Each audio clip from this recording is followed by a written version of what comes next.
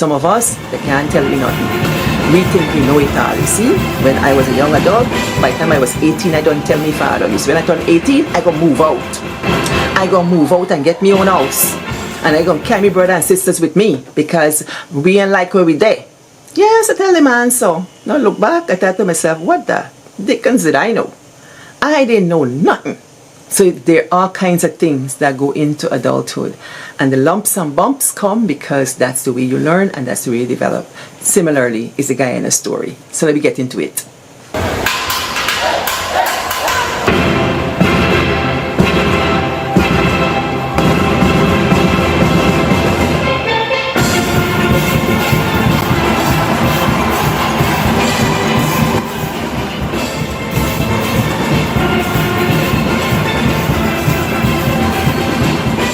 Well, hello. Welcome. This is What the Stories Say. And I'm your host, Dr. Pauline Baird, cultural bearer from the village of Buxton, Guyana, and I tell our stories. If you're here for the first time, what you hear from me are my family histories, long lost and sometimes forgotten traditions, and all these different things, whispered stories. So come in and sit down. If you're a storyteller and you like to tell stories or you like to listen to stories, you're in just the right place. Just click that button. Like, follow, subscribe, wherever you get me. All right. I'm Guyanese. This is a purse. Yeah, don't tell me the flag wrong and backward. This is how the purse is. My cousin Dean gave me this purse. So I'm sporting a Dean today. Yeah. This is nothing. I know it's a plastic from some way. Yes. So we're going to talk the story of Guyana. I'm a Guyanese. I'm a fully grown adult. But let me tell you, getting here was not a piece of cake. Not at all. I was a child like everybody else. I creep and crawl, I stomp my toe, I bruise my knee, I scrape my shin, especially pan them step. Guyanese get house pan stilts. That's how I grew up. They're 10, 12, 15 feet above the ground and they get them long step. And when you see you're a child and you try to climb step, your shin bone does get punished. Yeah, no, but yes, that's growing up days. Then when you're young, you don't get no teeth. Of course, you gotta drink tea. You're fully dependent.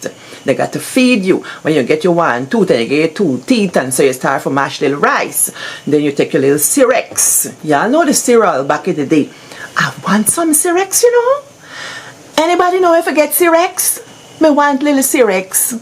Till you start get bigger, you're growing bigger, you can help yourself a little bit, you can put on your clothes and things like that, and then you start to change. You start to smell yourself, as I talked about in 2 episodes before, this coming of age. You start to smell yourself, your perspiration, and so on. Then you start to flex.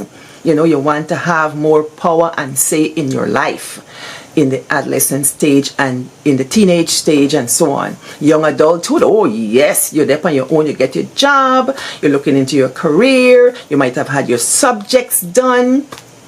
You know where let's go. You're looking towards autonomy and doing things for yourself. And that's when the people can't tell you nothing. Some of us, they can't tell me nothing. We think we know it all. You see, when I was a young adult, by the time I was 18, I don't tell me father. You see, when I turn 18, I go move out. I go move out and get me own house. And I go carry my brother and sisters with me because we ain't like where we there. Yes, I tell the man so. Now look back, I thought to myself, what the dickens did I know? I didn't know nothing. But that's how you feel. It's part of maturation. But you still need parental guidance and things like that. And not just the parents, the knowledge and the guidance of the village. I'm a village girl, so I understand that. You know how you need a guidance when your parents can't tell you or your auntie can't tell you. They say, you must go by Cousin Claude and tell him me send you. Where you going for? Heaven knows. But you go there and then you give the long lecture about whatever because they don't talk about you. So what you going to plan to do and where you going this and that. And I must go see Cousin Carmen. She just asks for you. And then you go and then give the wisdom. That's how it does go in this maturation process. And then, for me, I go and get my own place for living. Let me tell you, that place was a holy place. When you see the light turn on at night time, you think it's a Christmas in there, a fairy lights, the creases. But I had to go through all of that. Becoming an adult, you suddenly realize you got to pay all your bills. You're responsible for your food. If you used to like to eat out all the food at your own house, at your mother's house, when you come to your own house, you got to start to think, if me eat all of this, I'm going to eat tomorrow. Yes, and things like that, maturation. So how was it for Guyana? Guyana as a nation. So I tried to put together a little thing here about how I see Guyana's journey. And I have here, Guyana became a republic and can be compared to human development from childhood to adulthood. Just as a person grows into independence from dependence, Guyana evolved from being a British colony to a fully sovereign nation. And that is why in Guyana right now, the people celebrating Mashramani, which is an indigenous word. I think it comes from the Arawakan language, Arawak, from the Arawak language. Arawakan language, maybe that's how you say it, I don't know. Arawakan, I never heard the name, but that's how I think it's pronounced. It comes from the indigenous word, means celebration after hard work. People dance in the street, they perform, they have lots of festivities to celebrate this accomplishment. So childhood. I see childhood in Guyana's development as a time of colonial rule. You know, we were ruled by the British. So as a child, a dependent Guyana was beholden to Britain. So a child would depend on his parents for its basic needs, guidance, protection, and so on. And Guyana had experienced that under the British rule. Not that the people probably couldn't do it for themselves, but that was the situation they were in. The British controlled Guyana's economy, its government, its legal system, and things like that, much like a guardian taking care of the decisions of a minor, right? Guyana, like a child, had limited autonomy and was shaped by external influences. You know, it couldn't do anything in the world stage. It couldn't influence markets, you know, by itself, because the British had to do that, or they were the one who took it on upon themselves. And then you had it going through the throes or the after throes of African slavery and Indian indentureship. There's a lot of things that happen in between there, but I don't have time to itemize those things. We'll read the history books. I'm no historian. If there's a mistake made here, it's mine, and I got it from Uncle Google. Yes. So adolescence. What was adolescence like? Adolescence, I want to equate it to the independence stage, where Guyana became an independent nation in 1966. In adolescence, a person gains more independence. You know that you're smelling yourself, right? But you're still under some level of control. But Guyana's independence can be likened to being a teenager moving out of the parents' house, but still relying on them for some support and advice and things like that. You know, you got your CXC, you maybe you're making some money, you're still living at your parents' house, but you can buy your own things like that. Or maybe you move out, but you still keep coming home on a Sunday for eat the soup, you know, like that. So it had its own government with a constitutional monarchy, with the Queen as the head of state, similar to an adult who was still supervised in some way. I remember when I moved out of my father's house, I wasn't a teenager, I was an adult. But, you know, in that transition stage, I moved out and everything. But my father used to come to my house. And when he would come, he would hang around a little bit. And before he left, he would rattle all the windows. He would poke all the windows to make sure they're shut. And that is something, to this day, I remember. And I think a man's role is to take care of those things. Let me tell you something, nothing more upsetting to me that I'm in a house and a man go to sleep and then check the windows and doors. That thing just drives me crazy, because I learned from my father that's a man's job, you know. So he didn't like left me to cut loose and all of that. He still came to rattle the windows and doors. So maybe in that kind of analogy, Guyana in its independent stage still had some you know, negotiations to make, or it was still supervised in some way, right?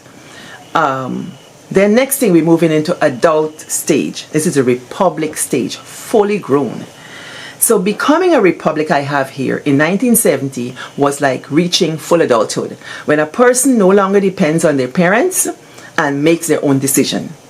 By removing the Queen as head of state, Guyana took on its own affairs, took charge of its own affairs, much like an adult, manage your own finances, career, responsibilities, turn your own key, as they say. we took over the industries and things like that, nationalizing stuff. Yeah. The shift to a cooperative republic was an attempt at self-reliance, similar to how a person chooses a career path and builds their own household. Y'all agree? Something like that. In this stage, Guyana had a non-executive? It had a president for the first time, and that is Arthur Chung. We used to say Sir Arthur Chung, of Chinese-Guyanese descent. And he was president from 1970 to 1980. Yeah, correct me. Yes. So in the independence time, we had a prime minister and, things like that. And then now we became a republic, we had a president. Yeah, I'll go and look up the history. So here we are. Here Guyana is. And I always think of Guyana as a she. I don't know why.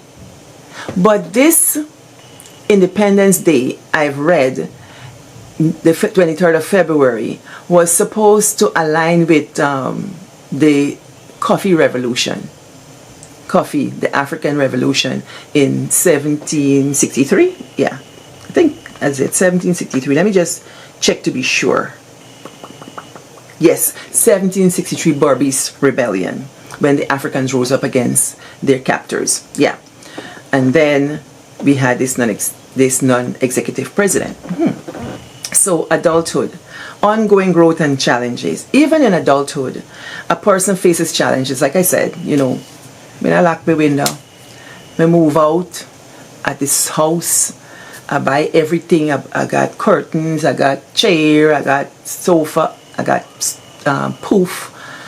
But I ain't got no stove. And I'm moving like a mad person. So yeah, you still got challenges. You got identity crises, you got financial struggles, we got need for continuous growth, and we went through it. Yeah. Similarly, after becoming a republic, Guyana faced many economic difficulties, political turbulence, the task of defining a national identity. All different kinds of factions rose up, different kinds of initiatives were made and passed.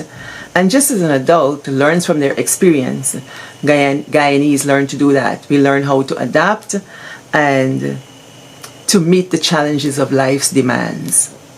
Guyana has continued to evolve and is shaping its government and its economy, and it's at a very pivotal time of its history with oil and gas and things like that.